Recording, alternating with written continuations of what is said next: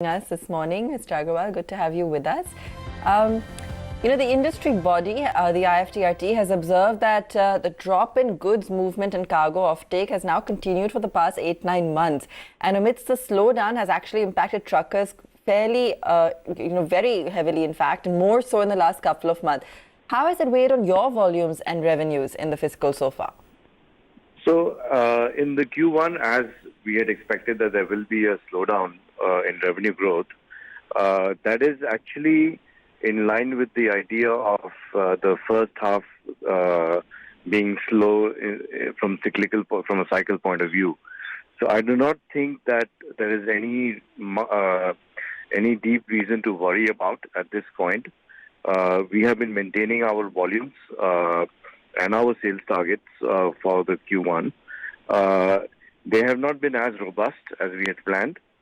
And of course, I think it's the cascading effect of the elections and in general the spillover of last year's slow economic movement. So in general, I think what we are seeing is that it's in line with our expectations. What is impacted is the fact that when you have the unorganized sector, which is a large component of the trucking industry, they have been impacted to a large extent. And I think they have not been able to, they are not mature enough to pass on the costs as it is required. And at the same time, they're not able to move along with the new statutory requirements of the GST. So in general, we are seeing that the overall organized sector is doing all right. It's not really in bad shape. Right. SP Singh, Senior Fellow and Coordinator, Indian Foundation of Transport Research and Training is also with us. Mr. Singh, thank you so much for joining us this morning. What's the increase in freight rates after the recent fuel price hike post the budget? How have things been in the last 2-3 months as oil prices have also inched up a little bit?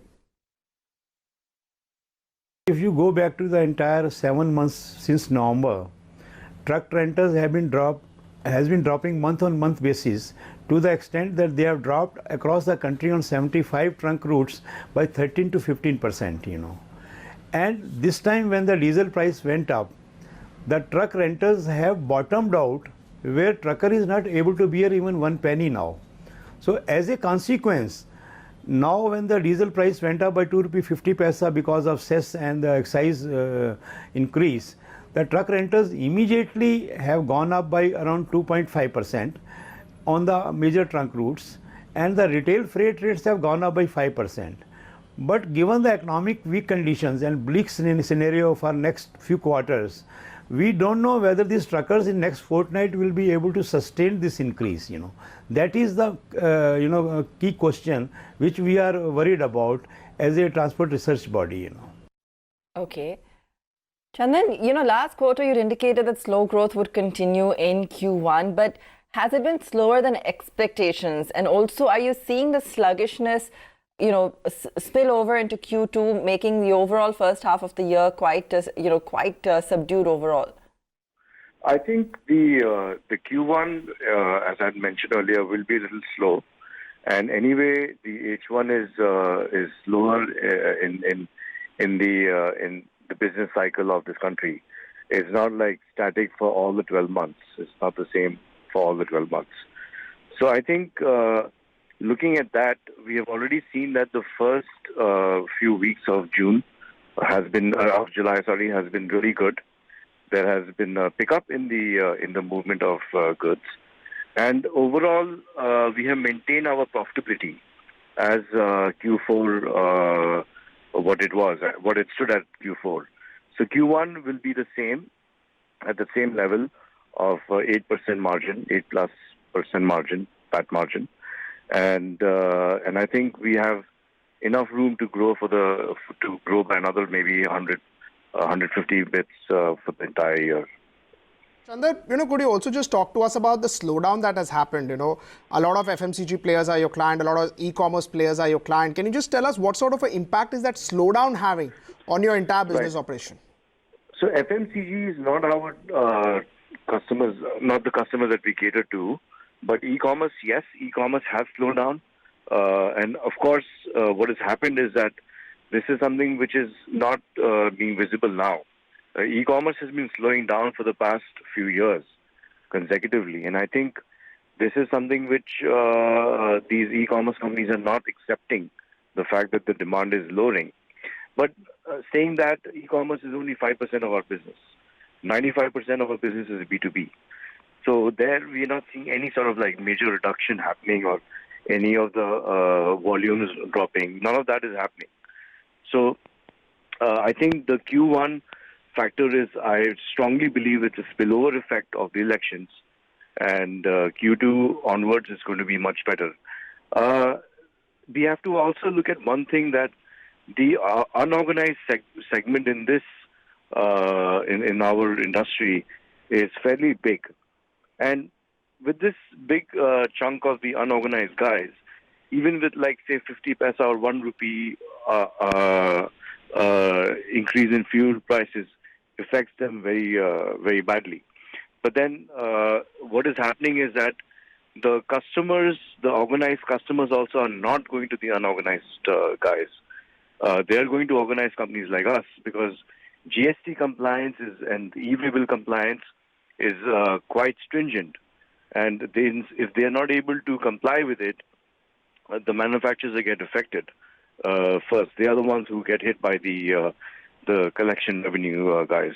So I think in general, I'm quite optimistic. I do not see any major change or reduction happening in our numbers. Okay, so you're standing by the earlier guidance of 18 to 20% on revenue and margins at about 13? Yes, not 13, but maybe about 9 to 10%. Okay, margins at about 9 to 10%. All right. EBITDA margins at about 13. Yes. EBITDA 13. All right. Let me also bring in Mr. Singh again. Mr. Singh, given the demand weakness, how poor have volumes been in your view, and in terms of what you've seen on ground as well? How depressed are underlying indicators looking currently? First of all, the cargo offering is down by about 10 to 15% from the manufacturing sector. 25 to 30% less cargo is coming from agri-produces for last 2 months.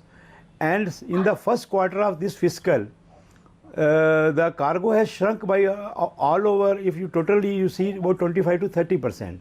Now cargo, this is the reason that the revenue of the truckers has dropped very significantly, more than the adverse impact of the truck rental being down. Now this 2.5% or 5% is not going to mitigate their problems, because if they were making 4 trips in a month on a particular trunk route, now they are making 3 trips.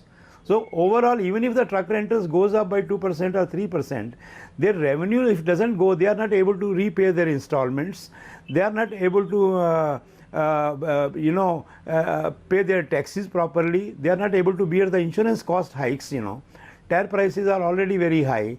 So given the operational expenses being very high, the cargo availability having shrunk, we don't see in next couple of quarters things starting improving, unless the government spending or pumping money into the capex into the market is there, because private corporates are not putting money into the market. Mr. Singh, given how crucial it is for government to jumpstart capex and pump money in the markets for nothing to revive, as private players have been holding back on investments, what is IFTRT recommendation as necessary and urgent action, urgent action by the government and enablers like NBFCs? First of all, it would be appropriate time that the repayment of the truckers should be rescheduled, so that they are not delinquencies and the NPAs are not created immediately. Installments are rescheduled and they are able to cope with the situation. Number 2, the government spending which has to come. Up till September, the festival season is not there, and the trucking normally is also in a negative because of the rains. So what we see is that from the festival season, when the spending will come in, somewhat revival may come for a short period of 2-3 months. But overall economy, where the capex cycle and the capex by the private corporates is not coming up, Government doesn't have that much of money where it can spend indiscriminately unless they don't borrow from the RBI, the surplus money, and they pump into the market, and where the demand is generated. And after that, if trucking industry has a more volume to move, and on the one hand, government is talking of 8% GDP. Practically, the GDP is hovering around 6.3%. So we are getting very conflicting signals across the economy, whether it is manufacturing, whether it is import and export, whether it is infrastructure sector, whether it is agri sector. Already you know the sowing in the various rice sowing, the pulses sowing, which has dropped by 30 to 40%. So how you hope that the next harvesting which will come during the festival season, that may witness a lower cargo offering from agri again, you know. So the question is, government has to answer these things. Thank you, Mr. Singh, for taking out time for us, telling us what's happening in the transportation space and how it's impacting, the fleet operators. Thank you, Mr. Agarwal, as well, for taking out time for us. Let's